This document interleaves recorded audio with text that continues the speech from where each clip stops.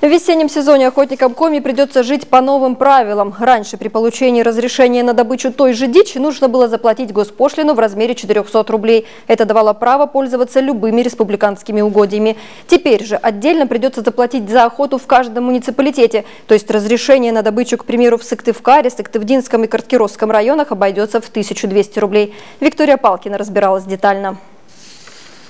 Житель Слутки Анатолий Рогов охотиться будет в родном Сыктывдинском районе. Ездить за разрешением в Сыктывкар мужчина уже привык. Только он не понимает, почему охоту на дичь на территории его муниципалитета откроют лишь 4 мая. Дичь уже идет, а мы еще думаем только. Она уйдет на север, мы только начнем охотиться. Это обычное явление у нас так. То есть это, в принципе, из года в год не меняется. Мы отстаем. Надо бы как-то, судя по погоде, определенно ориентировку делать какую-то, чтобы мы успевали немножко поохотиться. Уже в это воскресенье свой сезон откроют охотники Юга Республики. Жители Воркуты и Инты на дичь пойдут позже всех, лишь 18 мая. Кстати, сроки этой весенней охоты день в день совпали с прошлогодними. По словам орнитологов, которые участвуют в разработке графика, в последнее время сложно угадать период, который устроил бы всех. И связано это с изменением климата. В основном у нас теплеет в большей степени зима, а лето, наоборот, холодеет.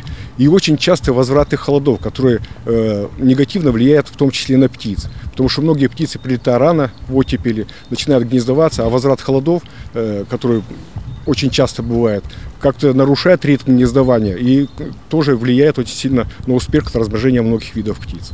Сезонных ограничений на селезни, гусей и вальдшнепов нет, а вот на тетерева и глухаря установлен лимит по одному самцу в руки. Кстати, за отстрел этих представителей боровой дичи заплатить придется отдельно. Между тем, по словам специалистов регионального охотуправления, зачастую жители Коми забывают о главных правилах весенней охоты. Могут передвигаться, скажем, от машины до места охоты или вдоль уреза воды с собранным заряженным оружием. Вот это основное нарушение. Или такое же нарушение по лесу. Вот оно как бы, ну, такое хождение, да, оно приравнивается весной, ну, к браконьерству, к нарушению правил охоты. И вот люди от незнания, в основном от незнания вот этого тонкости некоторых правил охоты нарушают. Оперативно реагировать на факты браконьерства у представителей природоохранной структуры получается далеко не всегда.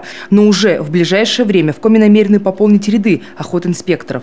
Свои ревизоры появятся в Усинском, Карткиросском, Сосногорском, Сысольском, Усть-Вымском районах. Виктория Палкина, Антон Ворожищев, телеканал Юрган.